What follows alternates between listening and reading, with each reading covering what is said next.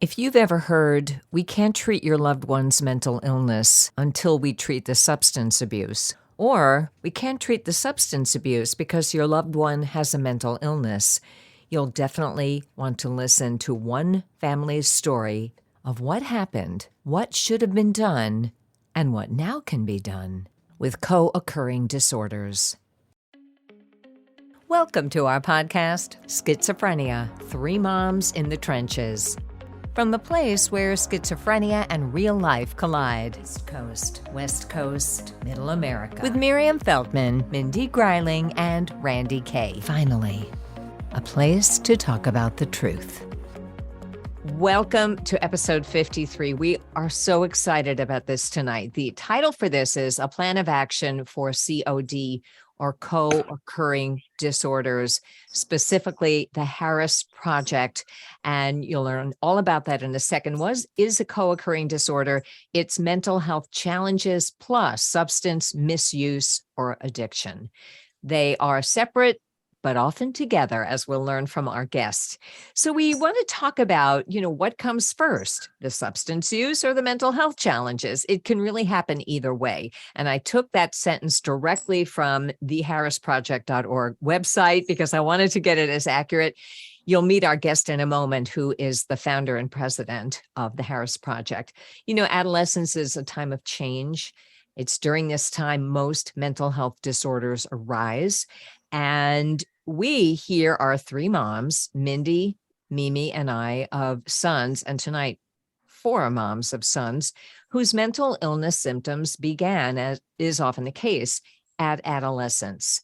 The three moms, we're lucky that our sons are still here with us.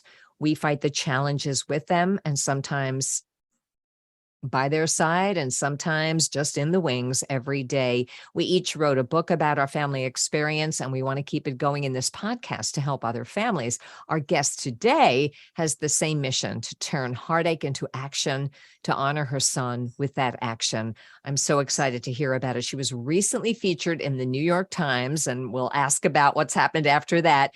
And she's here with us today.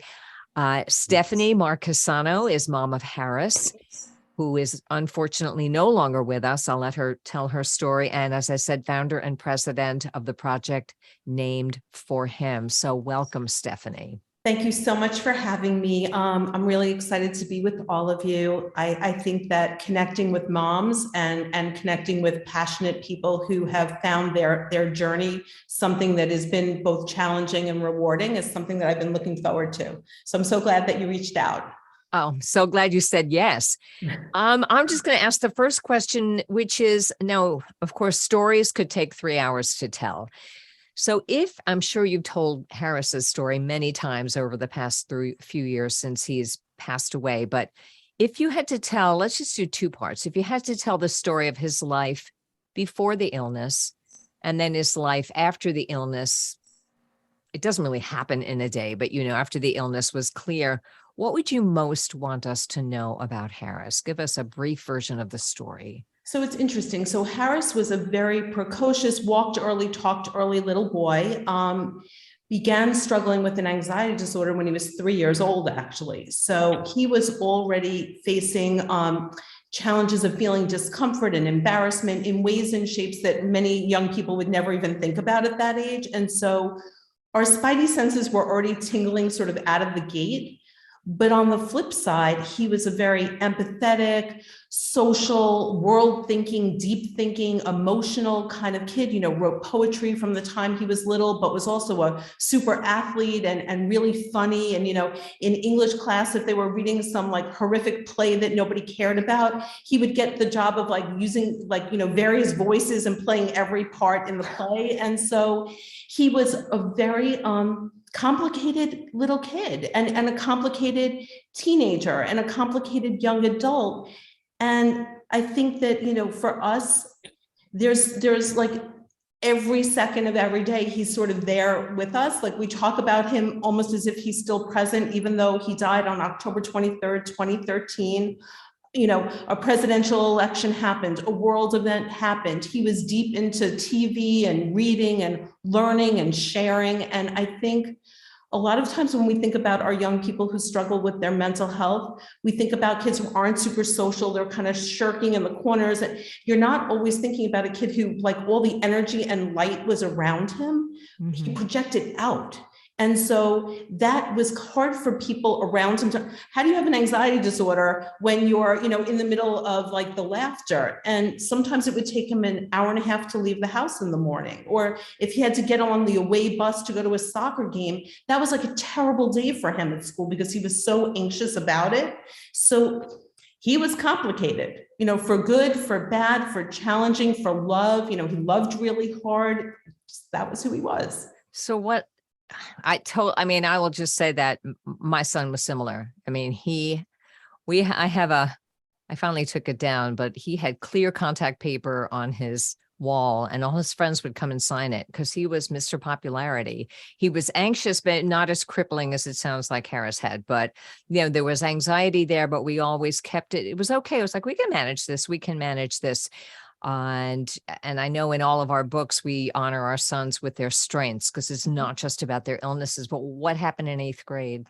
So 8th grade, he had stopped playing soccer because the anxiety had really taken over for him. And so he was doing different things and hanging out at different places. And he was seeing a therapist that our school district had recommended. And my husband and I started noticing, and so did everybody around us. I mean, I was on the school board at that point, that his behaviors were becoming more and more unpredictable. Everybody in my community thought he was just trying to get away with stuff because here I was on the school board, I had this power, and my husband and I really thought he was losing his mind. So I present to young people all the time, and this is the moment in the story where I say, marijuana being legalized for recreational use gives you a vision that it is safe, it's a plant, it grows, it's fine.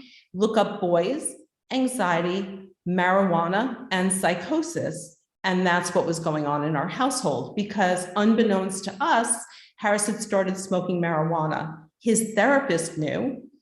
So by the end of 8th grade, we pulled him out. We were homeschooling him. I resigned from the school board. We went to what would be our last meeting with that therapist who said, Harris has become more than I can handle. And by the way, he's been smoking marijuana. I thought he was just experimenting, but he could have a problem.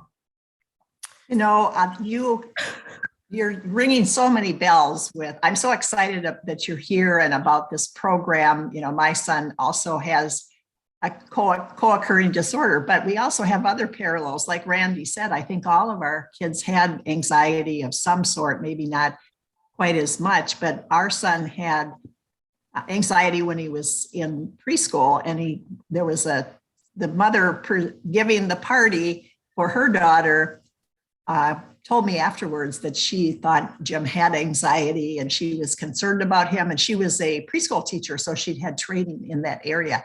When Jim was getting sick when he was older, I was also on the school board in my school district, so I can see the parallels there. One thing that's different, though, is you got help from your school district. When I called the school district, and I was on the school board, so I was kind of hesitant, and more hesitant than I usually am, because I didn't want to feel like I was throwing my weight around or something. But we didn't get any help. We were just sent to our insurance company. So I would like to hear more about how the school district actually did help. So I caution you to think like they did the best they could, but they sent us to somebody who really didn't understand how to manage what was going on. When he was facing those challenges at school, they were keeping him, in school suspension. They didn't want him there. It was not really a very clear understanding of the damage to self-esteem, the trauma that comes along with being painted as sort of the bad kid when really you're unable to control your behaviors. I mean, Harris wanted more than anything else to be able to make it through the day like everybody else. So I will say that in 9th grade, we had him evaluated before he would be allowed to go back to our school district. He went to a different therapist. He went to a psychiatrist for the first time. He picked up the ADHD diagnosis as well, and he went on medication for the first time.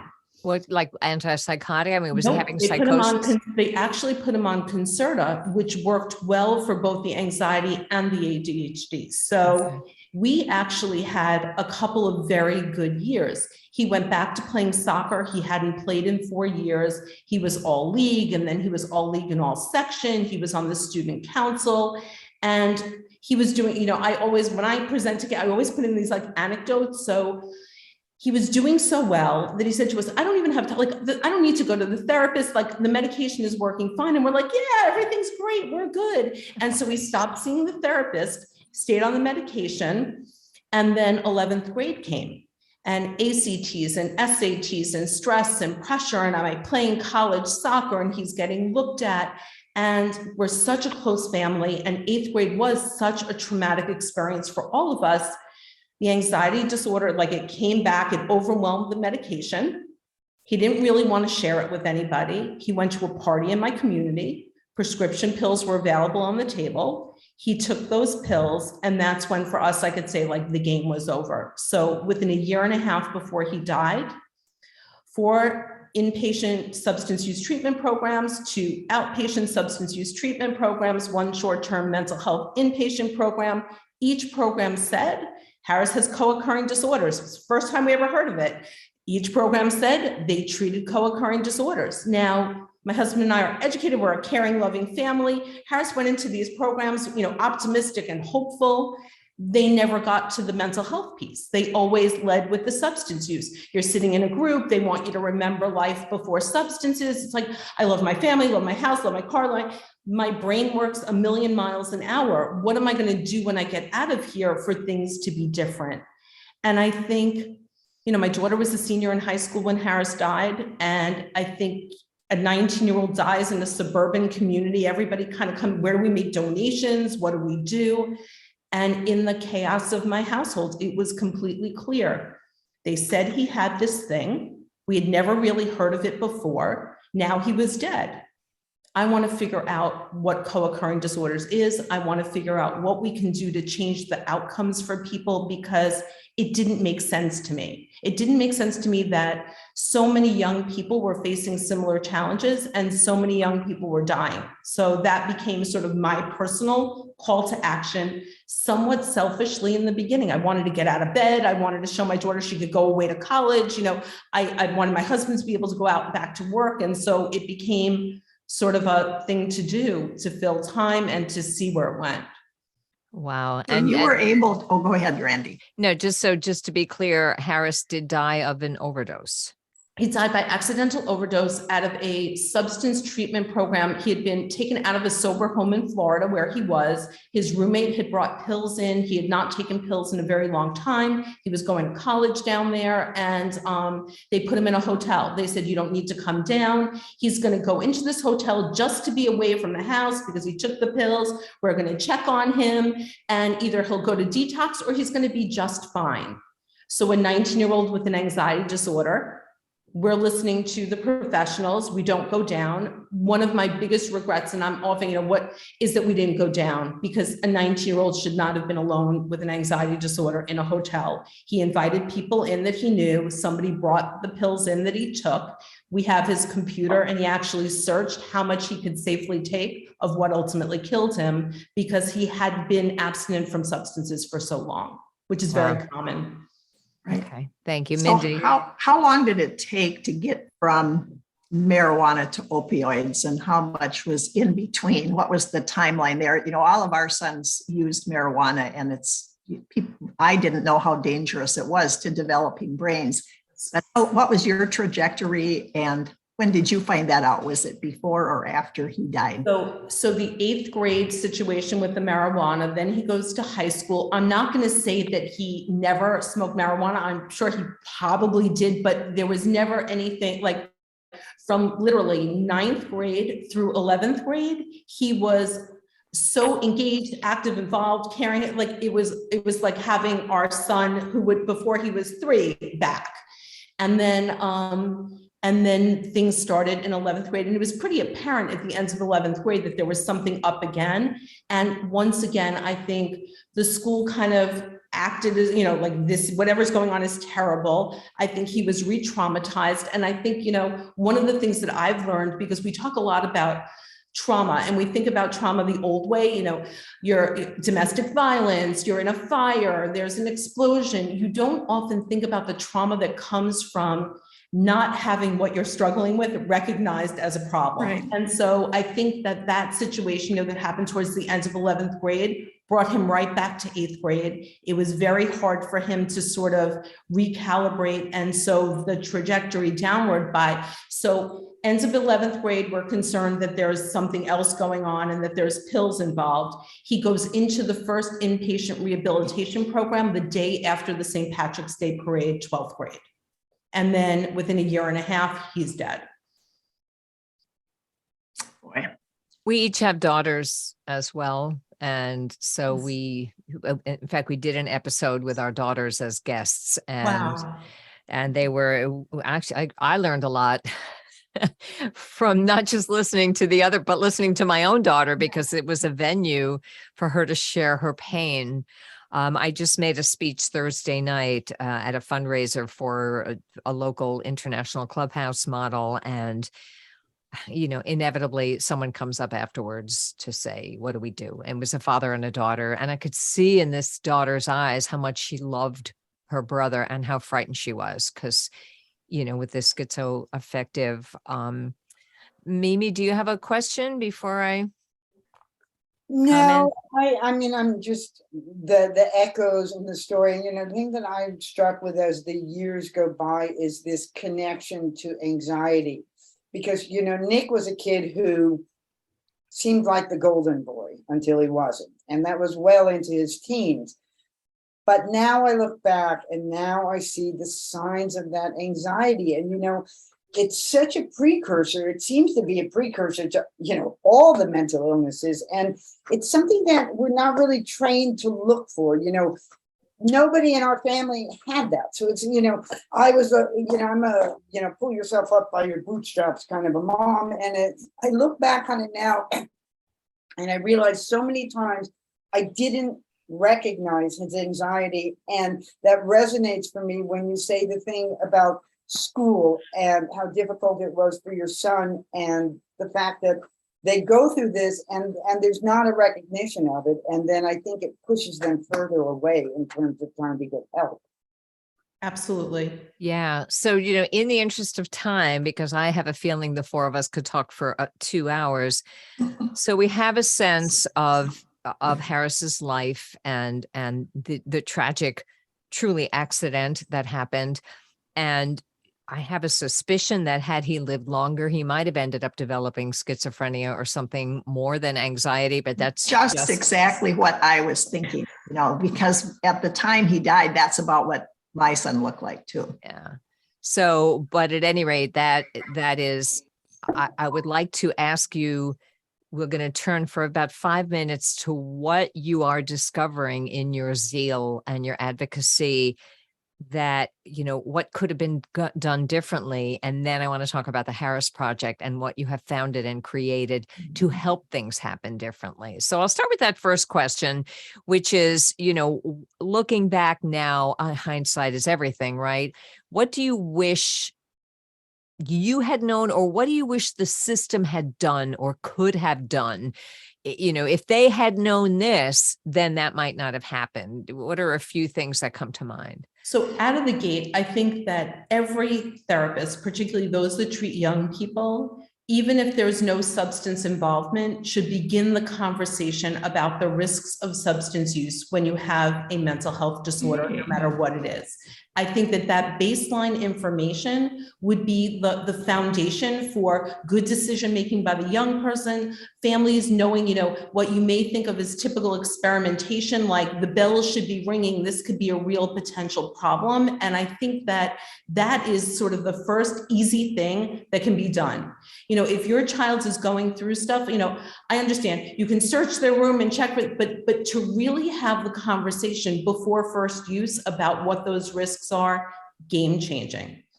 then the awareness piece moves from kind of everybody being on the same page to what are we going to do about it. So, when I present to young people, I always say, is my wish you're completely abstinent because your brain isn't fully developed until you're 25 and you're taking a chance no matter which side you're on. You can have no mental health disorder, use substances, your brain changes, now you're developing a mental health disorder.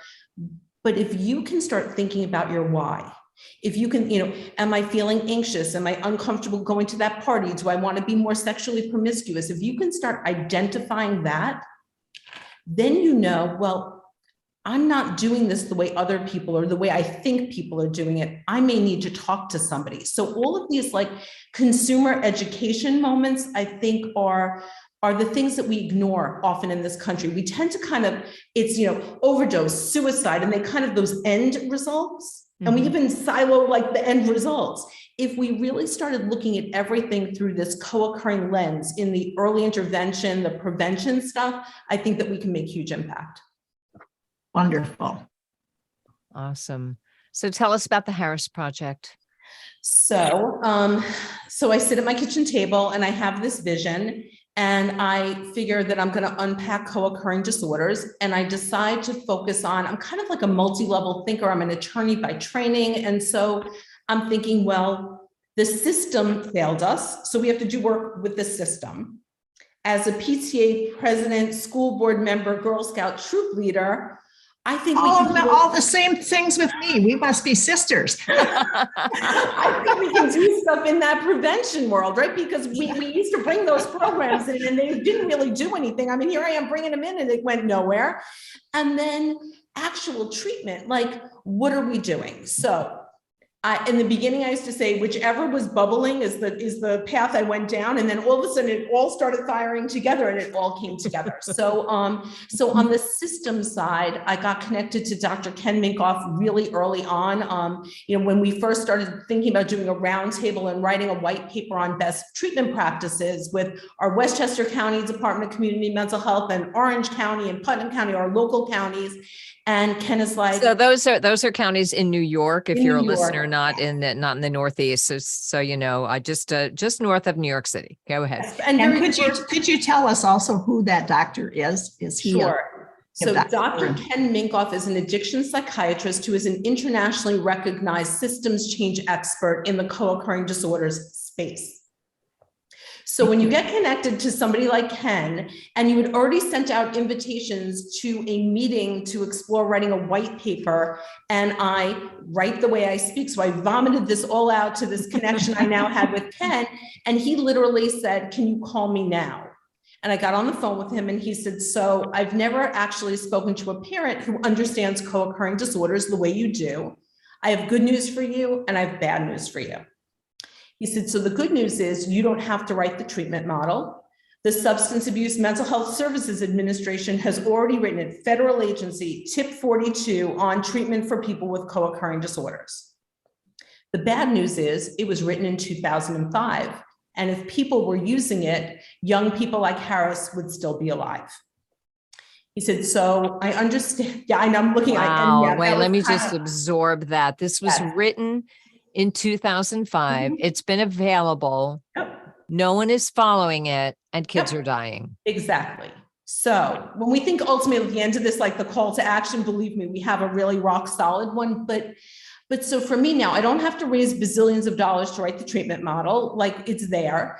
And I needed to understand the lawyer in me, like, well, what has gone wrong that we're not actually using it? And so here's the deal. And I actually present to young people because they're the ones that want to be advocates and really want to be out there and do things. So every state in the United States decides what it does with its mental health and its substance use dollars. So New York State has our two siloed Office of Mental Health, Office of Addiction Services and Supports, separate funding streams.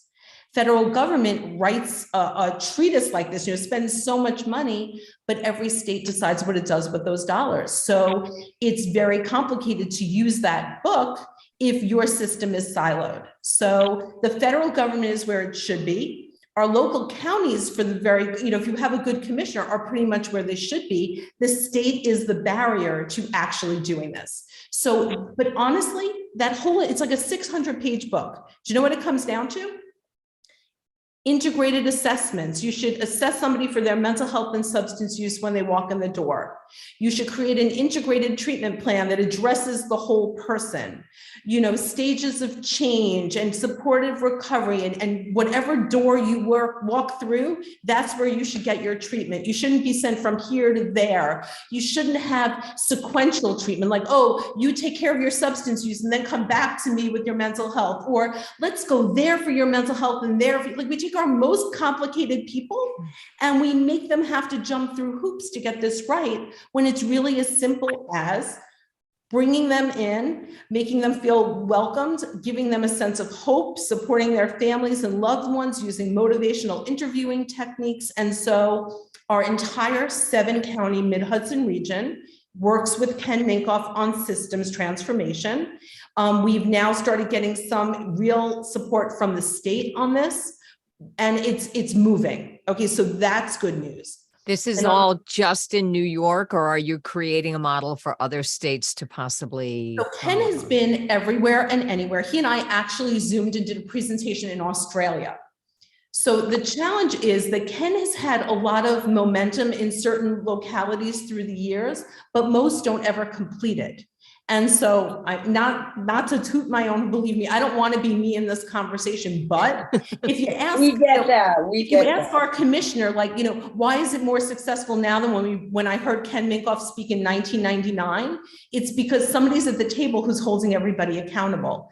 We collaborate with our hospitals, our agencies, our providers, our community organizations, local government, everybody looking at how to be better, quality improvement. So we move ahead. But then here I am. I'm also doing CODA, co-occurring disorders awareness. Now I'm in the schools, posters behind me. Right. So let's talk about that. There's so much. So we're talking about the system, and then we're also talking about something to do with the posters behind you and a peer-run CODA. Like, can you tell us about that? Because on the one time you're doing like politics and legislative policy, right? And on the other hand, you're taking your mom's heart and I go to my happy place. And go to your happy place. So talk to us about that. So it started with a very small PowerPoint and showing the slideshow that Harris's friends put together for his funeral to show young people that young people with co-occurring disorders walk amongst them and look just like them and have friends of every race, creed, and color and are active and involved, and things can still go wrong. And then I really gave them the facts, the information. Harris's poetry is in there. And what I found was they really connected to the message. They finally started understanding the why. Why should I say no? First, let's start with why does my mental health matter? Because when I don't take care of my mental health, I do things to cope and manage. I navigate to substances. I develop unhealthy relationships with food. I get addicted to online gaming. And we start getting them to think about themselves, their friends, who they would go to if they were worried about themselves or a friend. That's how we take a very mom, non-clinical message. We created social emotional learning tools. What's important to me, to start having them find their voice when they're advocating for themselves. It can sit outside of a disciplinarian's office in a school. And so they're, what's wrong with you? You're doing that. But now I filled out, what my struggles are, what my challenges are, what my hopes are, what my strengths are. And so we're really creating an opportunity for young people to be an active part of the change. And we often think about things, top down, bottom up. I was getting into schools because I wasn't causing any harm. But what I learned very early on, and I had to start telling schools, if you're bringing me in, be prepared for kids to self-report, be prepared for them to bring their friends in. And so I always say, if your school has me here, they're ready for you. If there's something that you're concerned about, these are the people that you speak to. Then we start having youth summits in our county. The county supported it. We started getting funding from some of our hospitals. Then we created a whole logo with our 2 stars, and we told the story behind the stars. Then we started having awareness games and homecomings, and literally parents would be like, I'm sorry, co-occurring disorders as our homecoming theme? How is that fun?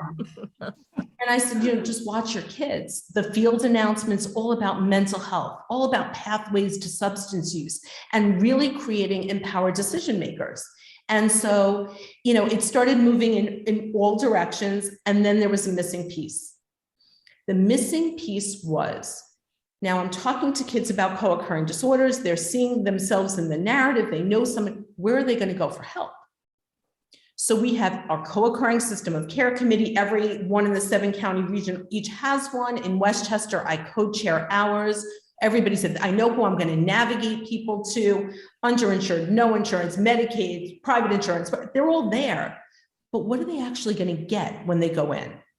During the pandemic, I got funded, and you might have read about it in the New York Times article, Encompass, that evidence-based treatment protocol, once-a-week therapy, integrated for you, focused on your substance use, focused on your mental health, focused on your triggers, not abstinence-based, but harm reduction. But many and most find their way to abstinence because with a mental health disorder, as you can imagine, most people do best not using substances. But that's your journey. And that to me was when the home run happens, because now we're focusing on systems, we're creating that prevention movement, and we have actual treatment.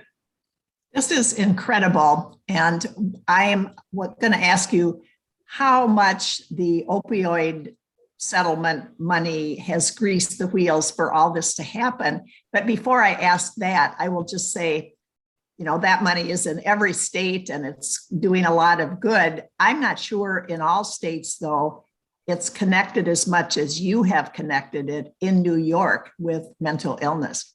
And I think that absolutely needs to be done. So could you tell us how much did the opioid money help to be able to do all this?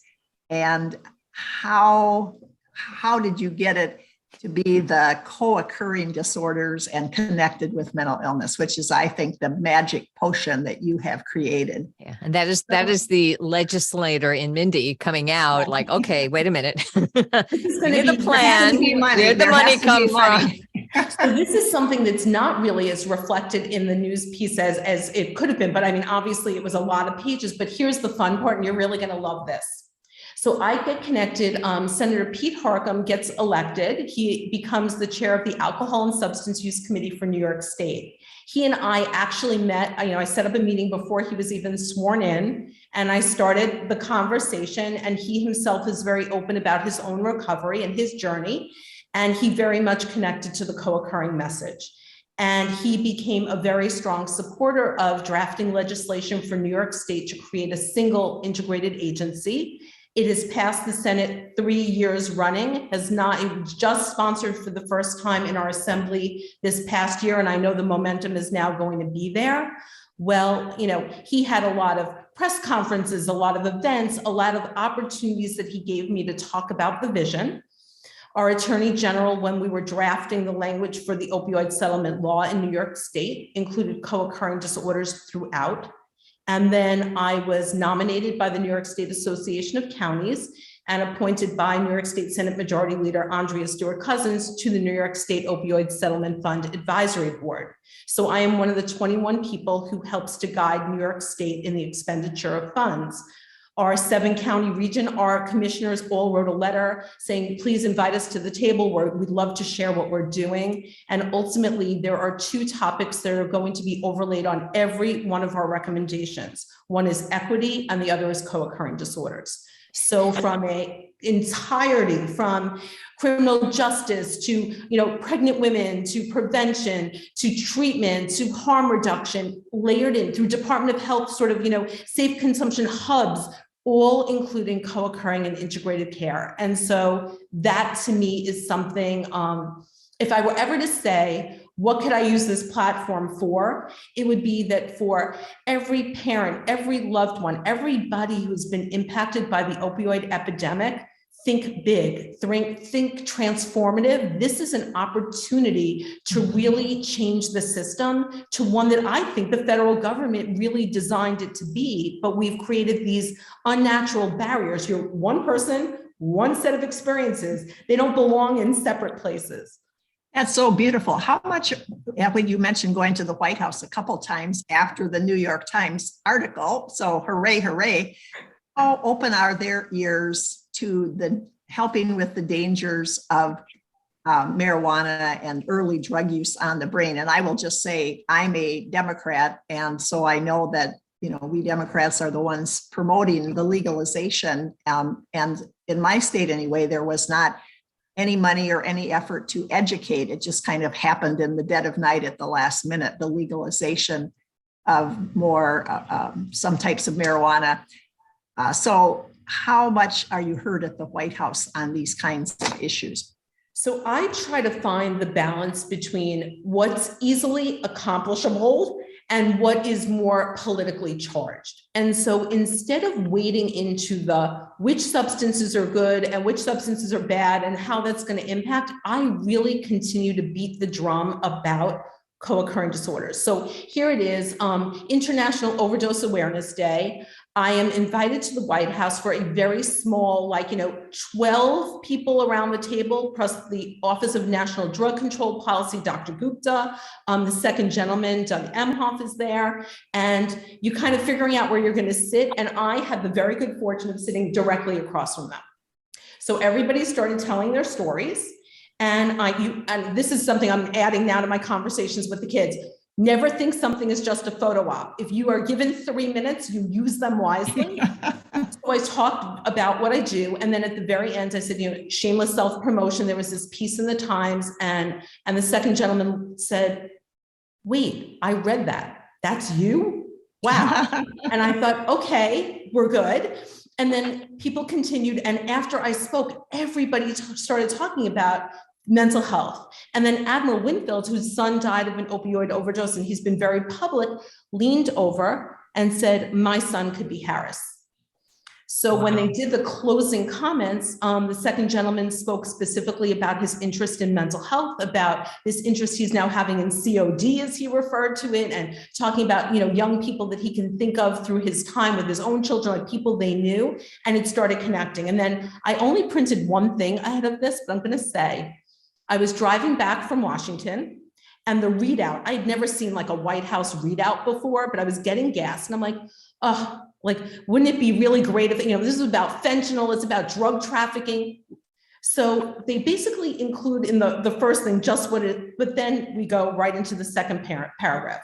Family members shared their personal experiences and raised awareness about accessing treatment and support for individuals, including those with co-occurring mental health and substance use. Oh, yay. And that came ahead of drug trafficking. Huge. And I thought, okay, and then it was Suicide Awareness or Prevention Day, and they tweeted about co-occurring disorders because I said, even causes of death are siloed, and these are the same people, and a lot of times even with, suicide, there are substances on board, and we need to think about this together. And then I was invited back, and I was there this past Friday, and now we've got the recovery community, the activists who are talking about tearing down silos and integrating care. And I think that, when the AIDS epidemic happened, there was AMFAR that focused on research and kind of wearing your suit and appropriately, present. And then you had, ACT UP, and you were chaining yourself to the desk and you were saying what we needed. I feel like there's sort of this convergence now where this might be the moment where we have a plan, we have a model, we have a call to action, we have additional funding. Well, let's rock and roll. In a minute, thank you. Wonderful. That's amazing. And in a minute, I know Mimi has a question, so I'm going to throw the ball in her court in 1 second. This is all mind-blowingly amazing. Just preparing you that I'm going to ask you two things, which will be about the regular mom who's not a lawyer and who doesn't, where they can go for help and suggestions. And then I'm going to ask you to at least explain one of the posters behind you. But Mimi, what is your question? Well, I want to bring it back down to the more individual experience. And that's, my experience with Nick, and I think a lot of us were, we have our political beliefs about marijuana, at least in terms of legalization. And then we watch it take down our own kid. And I just wonder how the parent can educate themselves or can be educated to understand what's going on, because all the kids were smoking pot. They're all doctors and lawyers and married and have kids, and my kid sits in a room all day. And I don't know, like, and also back to what you're talking about getting help, is my experience with it was, yeah, it's either one or the other. And if it's both, there's nowhere to get help.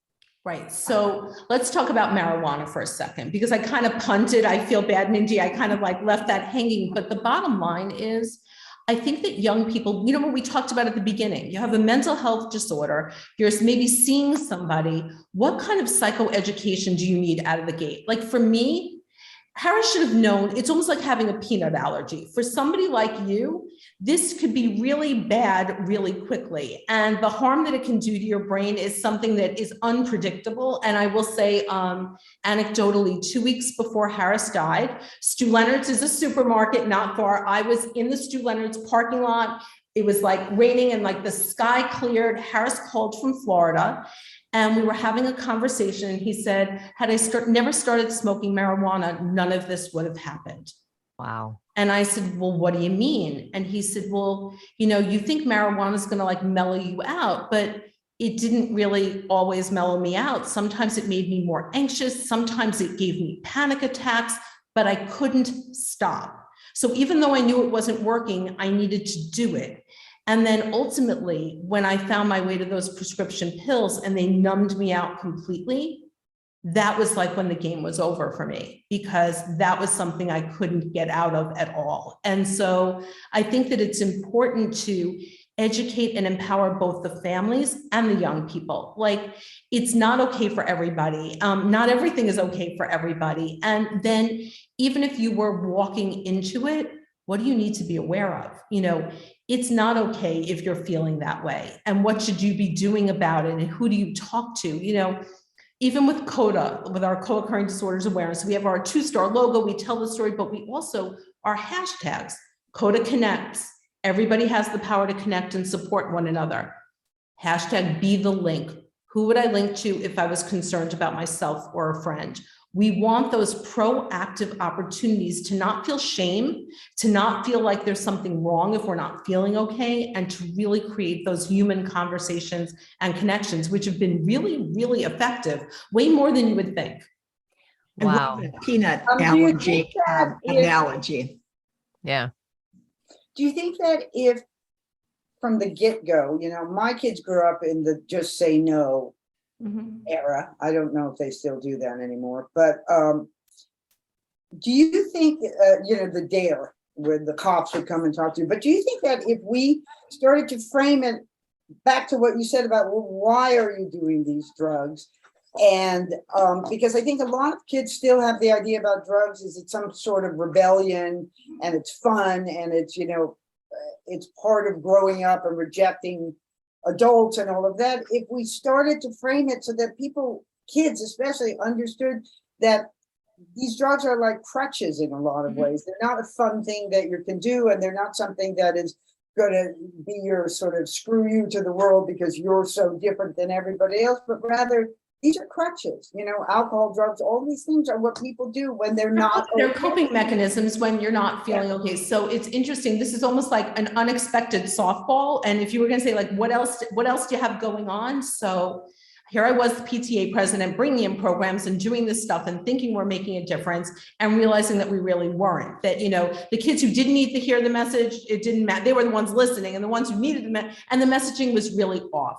Yeah. So here I am doing our CODA stuff. It's really going well. I'm in a very small county, but we have, you know, 42 school districts, 48 high schools. It's feeling good. You know, we got proof of concept, but we're not really evidence-based, but we're feeling good. I go to Albany this past spring with the New York Times reporter in tow for a youth summit with young people that I've never seen before. They've never heard the message. And I say to her as we're driving up, like, this could be really bad. She's like, don't worry, I'm not going to make you look bad in the article. It'll be fine. It'll be, and I'm thinking, oh, this could go south really fast. Do my presentation. There's a line, like hordes of kids coming to talk. But this woman comes over and she's like, so I am the Northeast coordinator for Students Against Destructive Decisions. You know, Red Ribbon Week, there are 8,000 chapters in the country. She's like, we have been looking for a mental health message. We're not reinventing the wheel. I know they're going to want to go with you. We have one meeting. I'm supposed to have a planning meeting before I meet with the CEO, Rick Bird. And I reach, I'm like, when are we setting up to plan? And they're like, oh, no, Rick wants to meet you. We're like, good to go. And I said, what do you mean? They're like, oh, we're doing CODA with you. Okay, so Red Ribbon Week this year, I am currently working with them on the entire game book for CODA for Red Ribbon Week. Like, we are now going to be infused in 8,000 chapters across the country. So the success rates for DARE were never good. SAD was doing really well, but they do a lot of traffic safety. So SAD is Students Against Destructive Decisions, and CODA is Co-Occurring Disorders Awareness. Okay. So we are now cross-branding. We are bringing in the red and green ribbon and tying them together to really embrace the mental health piece of their messaging. And when you talk about kind of, again, the mom at the kitchen island with a vision, a hope, and a dream, and really building so much capacity, even with SAD clubs here in Westchester County, but then somebody who has such a big footprint in the nation says, we're introducing you to everybody. We want to, be partner. We don't want this to just be a local thing. We want this everywhere. Wow. And the New York Times was there to see this happen, right? Exactly. And so people are like, oh my God, did they see you in the New York Times? And I was like, no. They're actually one line in the New York Times piece because we were already moving along. And Janine Interlandi, who wrote the piece, I sent her pictures. Like Rick Burt, the CEO of SAD, and I were with Dr. Gupta on Friday. We were on a phone call on Thursday. I'm like, oh, I'm going to be in DC on Friday. He's like, wait,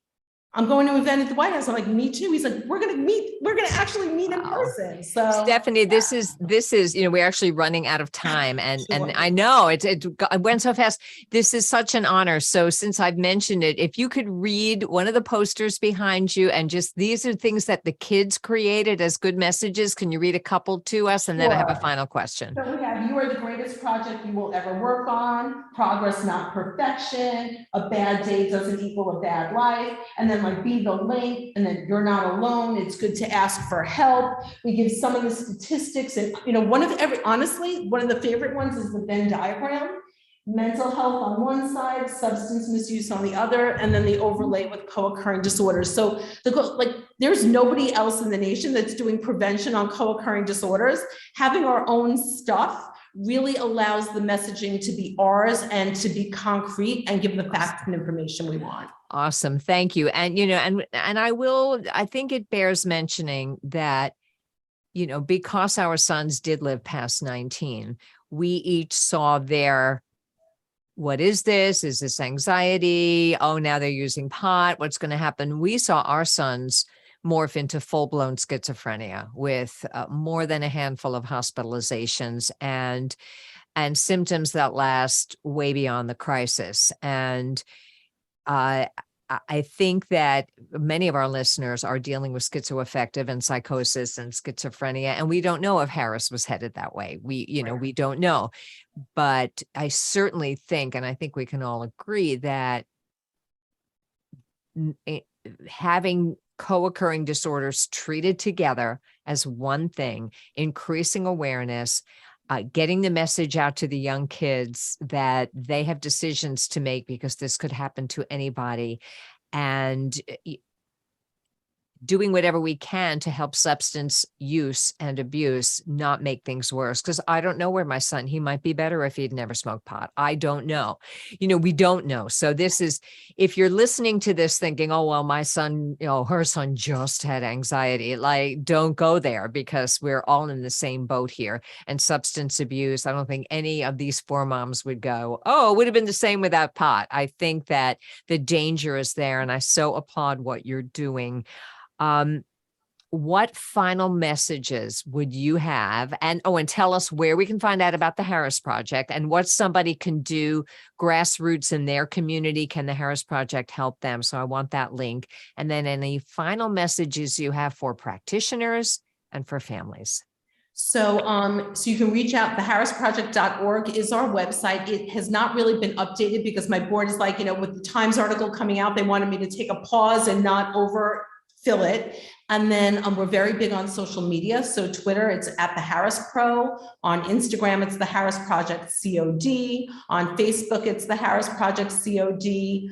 And then for practitioners, I think It's important, particularly on the mental health side, to really work with families and young people about this relationship, to start bringing materials in. I'm happy to share the materials we have, our co-occurring disorders rack card with facts and information, to start laying the foundation for things to think about.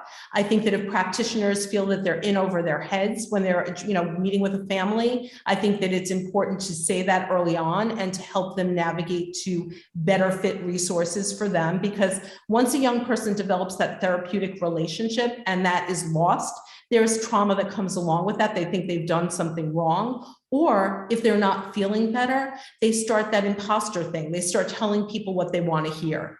So really being mindful of that. And then, for family members, I want to make sure that if there are listeners who've experienced loss like mine, don't look at me and think, I can barely get out of bed in the morning. How is this woman doing what she's doing out of the gate? This is what I needed to do to survive. This is my own internal drive. I don't expect most people to kind of look at this and say, this is what I want to do. But if you are looking at some bite-sized pieces where you are, I have a PowerPoint that could easily be used with your own child's story. You can replace the slides on Harris with your own child. Or, if your county or state is having opioid settlement meetings and there are 2 minutes where you can make comment, talking about co-occurring disorders, asking what they're doing to actually be, using best and promising practices, those are easy things to do. And I think, honestly, this opportunity to just say, co-occurring disorders is a thing. It is the combination of one or more mental health challenges and substance misuse and addiction. 22% of our young people have a mental health disorder with severe impact. 50% onset by 14, 75% by 24. 14 to 24 is where a lot of young people think experimentation is a rite of passage, not recognizing the relationship. These are very simple messages that can really make a difference for families. Wow, thank you. I love it that the Purdue Pharmacy and other drug companies are financing your work after all they did with opioids. Thank you. Thank you. Well, let's hope so. The money hasn't get, and I don't want the money for the Harris. I want everybody who's doing the work to kind of get that money to be able to bring it forth. So, and that's our hospitals, our agencies, our providers, the RFPs that go out, that's what we're looking to do for sure. How's your daughter doing? I'm glad you asked, because I wanted to interject a little about her when you were talking about your daughters. So like maybe your families and not like a lot of families, my kids were best friends. And so there was never a moment where she begrudged him his challenges. She would go to those meetings where they would put him in the middle of the circle and say, look what you're doing in the family. And she'd be like, when are they going to treat him? Like, he's felt like this his whole life. Like, this is not his fault. And so she was angry. She ultimately got her master's in social work with minors in college and addiction studies and athletic coaching. She worked in social work for a while. She's now thinking about what her career path is going to be, but she's also a runner. That's what she does for her self-care. So she's kind of big on TikTok, and she has a following of 30,000 young people who follow her running path and her navigating, life in the city with not using substances. And so it's her path and her journey, but it never goes away. Harris is front and center and present for us always. His friend group literally are still so close. And I think in large part because he brought them together. You go through people going and graduating from college.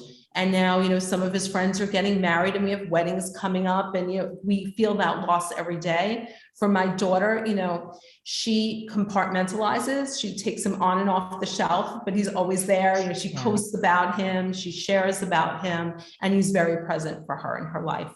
She's your daughter. She's your daughter. Yeah. I'm so glad to hear that. I remember there was a point in our family where we thought we were going to lose Ben. And my daughter said, I don't want to be an only child. And I said, you'll never be an only child. He will always be part of you because you were raised with him. He is a part of your foundation of your life. And, he is still here, still a challenge, still here. And every day we get a chance to make some more good memories when all the stars are aligned is a gift. And we know how much of a gift it is. Stephanie, it's been an absolute honor and pleasure. We have many stories here among these three moms. If we can be of any help to you in storytelling, reach out. We're here.